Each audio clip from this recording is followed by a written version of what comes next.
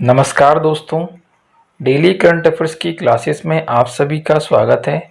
आज हम बात करने वाले हैं 5 अगस्त से संबंधित महत्वपूर्ण करंट अफेयर्स के बारे में। तो चलो हम आज पढ़ते हैं आज का करंट अफेयर्स। सबसे पहले जो न्यूज़ है आज की जो हम कवर करेंगे, भारत और बांग्लादेश के बीच की। देखो, बहुत समय पहले भारत और बांग्लादेश के बीच में सामान को भारत से बांग्लादेश, बांग्लादेश से भारत लाने और ले जाने के लिए एक मालगाड़ी चला करती थी। ठीक है, तो वो रिसेंटली बीच में बंद हो गई थी, तो अभी उसी मालगाड़ी को फिर से स्टार्ट किया गया है। कहाँ से कहाँ तक के लिए स्टार्ट किया गया? हल्दीबाड़ी से चिलाहाटी तक। ठीक है, तो रिसेंटली आपको याद रखना है कि भारत और बांग्लादेश के बीच में हाल ही में हल्दीबाड़ी से चिलाहाटी तक के लिए रेल मार्ग पर मालगाड़ियों का नियमित संचालन शुरू कर दिया गया है। ठीक है, दूसरी बात क्या याद रखना है कि भारत और बांग्लादेश के बीच में कुल कितनी रेल लिंक हैं? तो 1965 से तक, या 1965 से पहले, या 1965 तक, जो कि पहले बांग्लादेश था, ये पाकिस्तान का हिस्सा था। तो उस टाइम पे यहाँ पर कुल 7 रेलवे लिंक थी। लेकिन अब जो ये बांग्लादेश है, ये पाकिस्तान से पूरी तरीके से स्वतंत्र हो गया है। ठीक है, तो इसलिए अभी वर्तमान समय में भारत और बांग्लादेश के बीच में कुल 5 रेलवे लिंक संचालित होती हैं, जो कि इस प्रकार से आपको दी गई हैं। कौन कौन सी चलती है? पेट्रापोल भारत के बोनापोल बांग्लादेश तक के लिए। दूसरी कौन सी है? गेदे से बांग्लादेश के दर्शन तक। थर्ड वाली कौन सी है? भारत के सिंहाबाद से बांग्लादेश के रोहनपुर तक। फोर्थ कौन सी है? भारत के राधिकापुर से लेकर बांग्लादेश के बिरोल तक। और लास्ट जो है, जो अभी मैं बात कर रहे थे अपन, भारत की हल्दीबाड़ी से बांग्लादेश के चिलाहाटी तक। तो इतनी बात आपको इसमें ये याद रखना है। ठीक है चलिए अब इसी में आगे बढ़ते हैं अपन। अगली जो न्यूज़ है वह कहाँ से? ओलंपिक से, जापान से आ रही है। ठीक है, तो न्यूज़ क्या है आपकी? तो जो 23 साल की भारतीय महिला बॉक्सर हैं, जिनका नाम क्या है? लवलिना बोरगोहेन। ठीक है, तो इन्होंने रिसेंटली क्या किया है? ओलंपिक में 69 किलोग्राम वेट कैटेगरी में ब्रॉन्ज मेडल अपने नाम कर लिया है। ठीक है, देखिए ऐसा पहली बार हुआ है जो कि इतनी कम उम्र की महिला बॉक्सर हैं जिन्होंने ब्रॉन्ज मेडल जीता है, और ये पहली बार ओलंपिक में शामिल हुई हैं और अपने पहले ही ओलंपिक में इन्हें मेडल प्राप्त हो गया। इनसे पहले वर्ष 2012 में मैरी कॉम ने भी अपने पहले ओलंपिक में ब्रॉन्ज मेडल जीता था। ठीक है, साथ ही यदि हम ओवरऑल बॉक्सिंग की बात करें तो ओवरऑल बॉक्सिंग में मेडल जीतने वाली ये भारत की तीसरी खिलाड़ी है, जबकि महिलाओं में ये दूसरे नंबर की खिलाड़ी हैं। अब तीसरे नंबर की कैसे? क्योंकि पहले नंबर पर भारत के जो मुक्केबाज खिलाड़ी थे उनका नाम क्या था? विजेंदर सिंह। उनने 2008 में जीता था।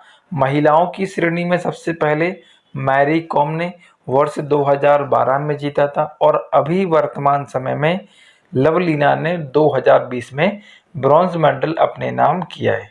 ठीक है, यदि हम बात करें लवलीना की, तो लवलीना ने 2017 में एशियन बॉक्सिंग चैंपियनशिप में ब्रॉन्ज मेडल, साथ ही साथ 2018 और 19 में आयोजित हुए वर्ल्ड बॉक्सिंग चैंपियनशिप में ब्रॉन्ज मेडल भी ये जीत चुकी हैं। साथ ही साथ दिल्ली में आयोजित हुए पहले इंडियन ओपन इंटरनेशनल में इन्होंने सिल्वर, और दूसरे वाले जो कि गुवाहाटी में आयोजित कराए गए थे उसमें इन्होंने गोल्ड मेडल जीता हुआ था। तो इतनी बात भी आपको याद करना है। देखो, इतनी सारी डाटा हम क्यों पढ़ रहे हैं लवलीना के बारे में? क्योंकि इन्होंने अभी रिसेंटली ओलंपिक में ब्रॉन्ज मेडल जीता है। तो ब्रॉन्ज तो आपने जीता ही है इन्होंने, तो साथ ही साथ इससे पहले जो भी इन्होंने अपनी लाइफ में अचीव किया है वो भी हमें पढ़ना पड़ेगा। ठीक है, और साथ ही साथ सबसे इम्पोर्टेंट बात कि ये भारत के कौन से राज्य से बिलोंग करती हैं? तो असम राज्य से ये बिलोंग करती हैं। और एक और इम्पोर्टेंट बात है इसमें, वो है क्या है कि असम की ये पहली महिला खिलाड़ी हैं जो कि ओलंपिक में पार्टिसिपेट की है। ठीक है, तो लवलीना से संबंधित आपको इतनी बातें इसमें याद रखनी है। ठीक है, चलिए आगे बढ़ते हैं। आगे जो खबर है वह पूर्वानुमान से है। हाल ही में भारतीय या भारत मौसम विज्ञान विभाग IMD इंडियन मेट्रोलॉजिकल डिपार्टमेंट ने भारत में लगभग 200 स्थानों पर कृषि स्वचालित मौसम स्टेशनों का स्थापना किया हुआ है। ठीक है, तो ये स्टेशन क्या बताएंगे, किसानों को सटीक जानकारी बताएंगे मौसम के बारे में कि कब कब आपके क्षेत्र में बारिश होगी और कब आपके क्षेत्र में सूरज या फिर आपका दिन मतलब मौसम साफ रहेगा।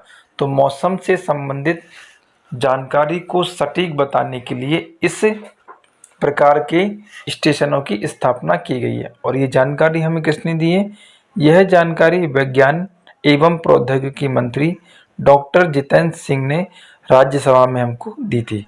ठीक है, तो इतनी बात आपको इसमें याद रखनी है। चलिए आगे बढ़ते हैं अपन। देखिए आगे हम जिस पर्सन की बात कर रहे हैं ये बहुत ज़्यादा फेमस पर्सन है, पद्म विभूषण है, इनको पद्म भूषण की विभूति प्राप्त है, राष्ट्रपति के द्वारा इनको मिला हुआ था। ठीक है, तो ये जो आप देख रहे हैं बगल में दो डायग्राम, एक ये पर्सन है जिनका नाम क्या है, नेल्लियोड वासुदेवन नंबूदिरी।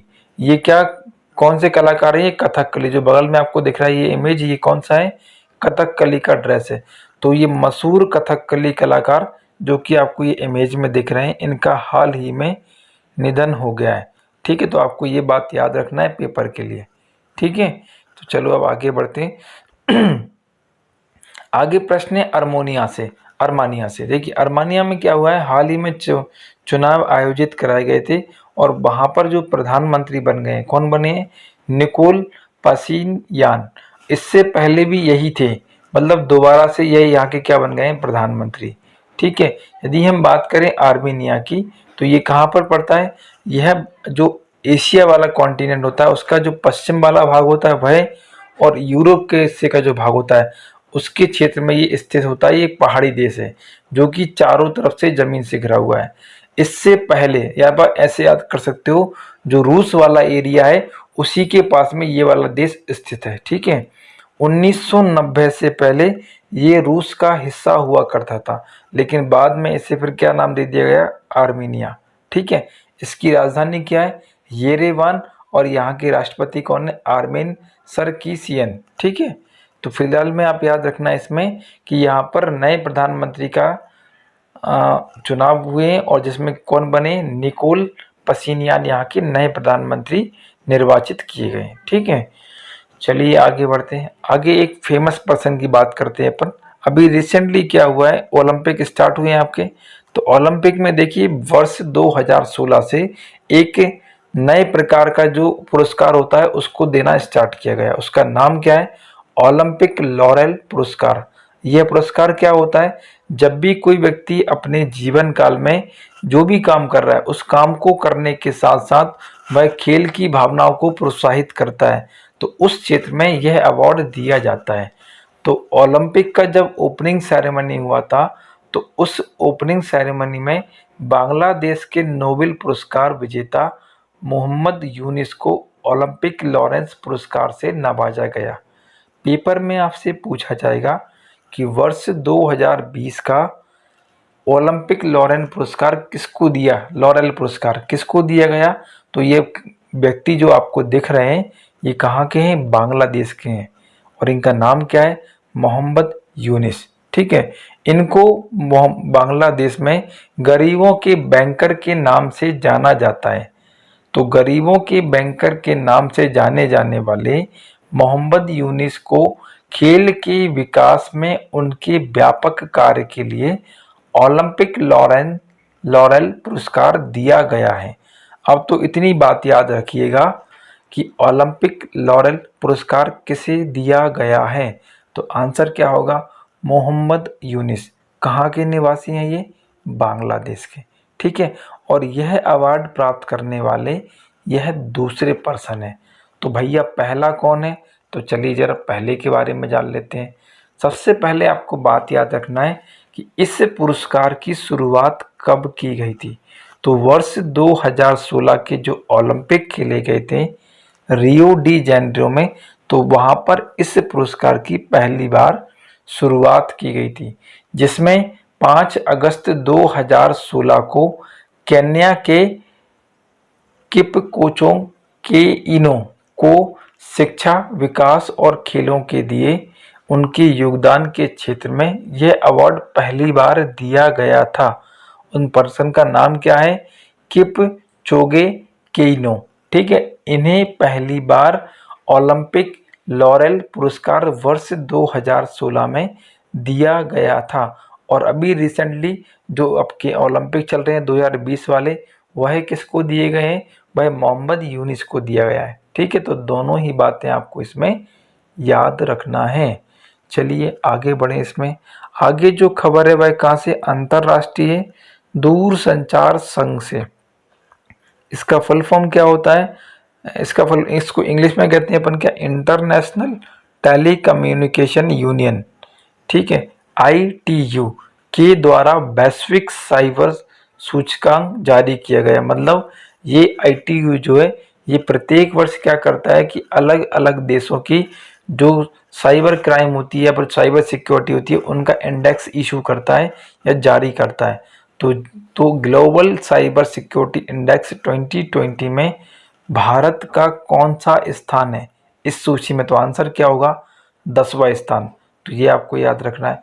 तो भैया 10वें स्थान पे जब भारत है इसमें, तो पहले स्थान पे कौन है? तो इस सूचकांक में पहले स्थान पर अमेरिका है और दूसरे स्थान पर मुख्य रूप से यूनाइटेड किंगडम और सऊदी अरब दोनों संयुक्त रूप से दूसरे स्थान पर स्थित हैं। और तीसरे स्थान पर इस सूचकांक में एस्टोनिया देश है। और भारत कौन से स्थान पर है? 10वें स्थान पे। तो ये बात आपको इसमें याद रखना है। चलिए आगे बढ़ते हैं। आगे जो न्यूज़ है आपकी वह राजस्थान से है।